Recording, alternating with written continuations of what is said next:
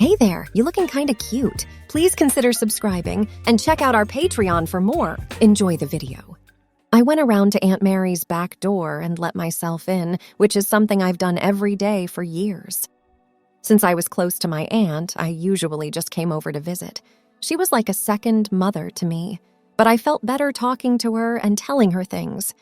She never had her own kids, and she was now a widow, so she thought of me as if I were her own son. So I did a lot of things for her. Since school was out for the summer, I had a lot of time to spend with her, since staying at home was boring, and she always had fun things to do. My mother was too protective of me and wouldn't let me play sports or do other things. Because of this, I didn't have many friends my own age. I was also too weak and uncoordinated to do much of that anyway. I spent a lot of time with Aunt Mary instead. She was much more interesting, fun, and caring.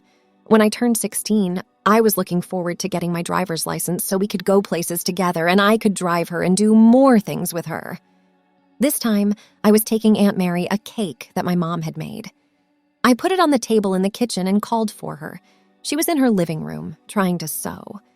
Well, trying isn't the right word because she was swearing under her breath. I asked, "What's wrong, Auntie? You look like you're having trouble."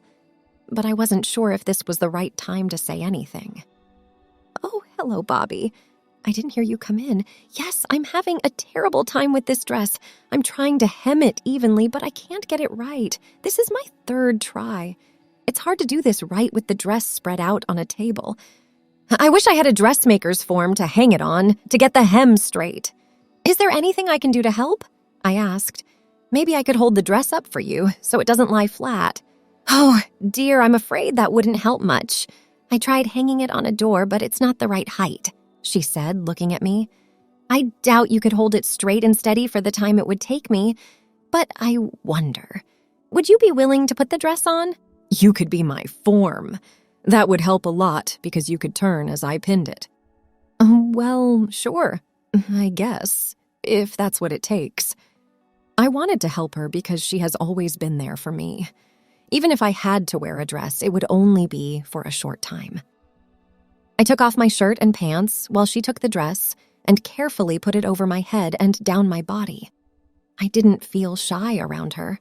She's known me since I was born. Since I was about the same height and size as her, the dress fit me very well. "This is very kind of you to do this for me, Bobby. I really appreciate it, and you look great in a dress," she said as she smoothed out the fabric and straightened it so it would hang right. As she carefully zipped up the back, I noticed that she said, "It sure feels strange, but it's not bad. I think you'll need to wear my shoes so I can measure from the floor," she said. "Is that okay?" I stood there and twirled back and forth to make the skirt wrap around my legs while she went to find the right shoes. It was unlike anything else I'd ever worn. Kind of nice, to be honest. I stepped into the pumps, which had heels of 2 3/4 inches and also fit. "Oh my gosh, you look so nice in that outfit. I can't believe it. I should look that good." "Aw, Auntie, you're kidding. But it does feel strange, but kind of good," I said. As I slowly turned, she took my measurements and put pins in the new hem. I saw myself in the mirror on the other side of the room. I saw a picture of a young girl with tall shoes on. Could I be the one? It was a must. Something strange happened to me. I didn't feel awkward standing there, and I really liked wearing this dress. I thought I should have been embarrassed or shy, but I didn't feel that way. I broke the silence by asking, "Auntie, what's it like to be a girl?" It was like a glass hitting the floor. I was thinking a lot about the girl in the mirror. Auntie was now in a good mood because the work was going well. "Well, Bobby, I'd say that being a girl is fun in most ways. You get to wear pretty clothes and do fun things, and people are nice to you. I enjoy it, not that I have a choice," she said with a smile. She saw that I was constantly looking at myself in the mirror from different angles. "Why do you ask? Do you want to give it a try for a while? I would be happy to help you. I think you would look good as a girl. You do have pretty features." "Oh, I was just wondering, what would I have to do?" The idea of it started to intrigue me. No, more than intrigue me. What would it really be like? When we're done with this dress, Let me help you try on something else. I think you'll like it." She took me to her bedroom and dug through her dresser drawers until she found some new clothes. She told me to put them on. I didn't hesitate because the idea was starting to sound good. First, she gave me a pair of pants, and then she hooked a bra with lace cups behind my back and adjusted the straps so they fit best. The undies were just like my own briefs, but they were made of a finer, softer fabric and fit more snugly. I didn't think the bra was necessary except to give me shape. I didn't fight any of it, though, because it all felt good. "You seem so willing to wear these things, my dear. I'm surprised you want to do this." "Did you want to do it before?" "No, Auntie, I don't know why, but it seems exciting and it feels so good." Aunt Mary smiled but didn't say anything. "Oh, will I wear them all the time?" I asked innocently. "I hope so, young lady," she said. I was surprised that she called me that, but it sounded nice. I was starting to hope so too. Everything fit so well that we were both impressed. I put on my high heels and practiced walking in my new outfit. "You're so good at it, you should have been a girl." "So how do you feel now?" "I like it, Auntie." "I know I shouldn't, but I do," was all I could say. I wondered why I wasn't embarrassed, since I liked being dressed as a girl. "Yes, I think you were meant to be a girl, Bobby. You're not like other boys, and you never were." She started to say more, but stopped. "Let me do your face, dear." "I think you'll like that, too," she said as she led me to the bathroom where she kept her makeup.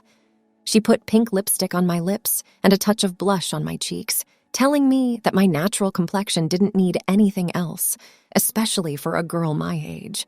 She put earrings in my ears and stood back to admire her work. "Thanks, Auntie. I like how I look and how I feel. Does that seem weird or what?" "I don't think so. As long as you're happy with yourself, I don't see what's wrong. Let me show you how to be a girl in some of the more important ways. You can stay here for as long as you like. My dresses are a little old for you, but if you still want to wear them, I'll buy you some things that are more appropriate for a girl your age." She seemed very willing to help me, which was strange. I thanked her, and she taught me how to sit in a skirt, walk in heels with poise, make gestures, and do other ladylike things she thought I should know. She even taught me how to talk with a female voice. I didn't know there was such a thing, but I found out that men and women speak in different ways. I agreed to be a test subject. I stayed for dinner, but in the end, I had to wear my boy clothes again, which was sad. I asked Auntie if I could stay with her over the weekend. Because it wasn't a strange request, she just called her sister. "You're welcome to stay with me, but if you do, I want you to stay as a girl. That means dressing like that every day, acting like a young lady, and doing chores. Do you agree to that? In exchange, I'll teach you how to be a lady." Of course, I said yes. I planned to do that. I couldn't wait to try out this new way of life and see what it was like to be a girl. Aunt Mary kept giving me advice for the next 2 days, and I started to feel more comfortable with how I dressed, acted like a girl, and put on makeup. I was getting used to how people saw me. "I see a change in you, and I like what I see.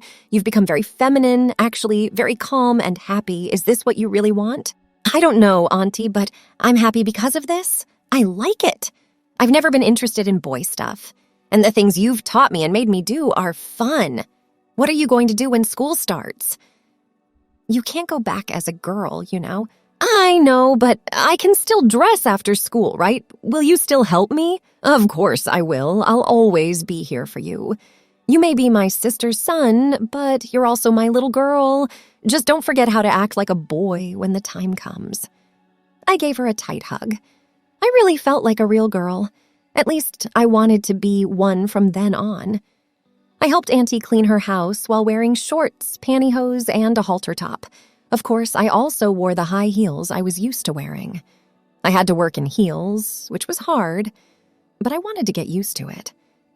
"Wow, you're wearing shorts and high heels, so watch out for the boys." "Thanks, Auntie.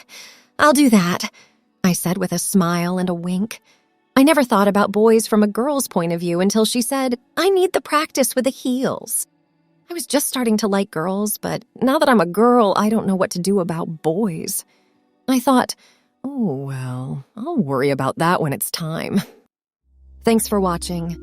Check out Patreon if you want to have early access to the other parts. If not, it will be online in a couple of days.